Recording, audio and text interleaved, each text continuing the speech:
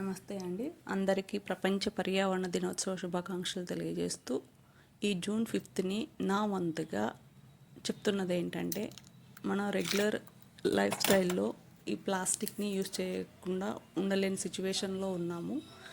కాకపోతే దీన్ని రెడ్యూస్ చేయడం కోసము మన చేతనైనంత సహాయంగా నేను చెప్పేది ఏంటంటే, మనం ప్యాకెట్స్ని కట్ చేసినప్పుడు అలా చిన్న బిట్స్ కాకుండా ఇలా ప్యాకెట్కి అటాచ్డ్గా ఉండేలా కట్ చేయడం వలన గార్బేజ్ కలెక్షన్ అప్పుడు ఈ ప్లాస్టిక్లోని చిన్న బిట్స్ మిస్ అవ్వకుండా రీసైక్లింగ్కి యూజ్ అవుతున్నాయని ఒక సర్వేలో చెప్పారండి.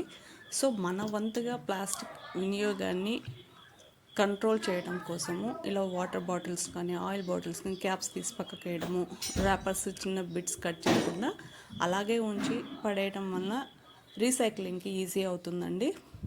సో దీన్ని మనం అందరము ఫాలో అవుతూ మన చేతనైనంత సహాయం చేస్తూ చెట్లను నాటుతూ మన పర్యావరణాన్ని కాపాడుకుంటూ ఉండాలని కోరుకుంటున్నాను.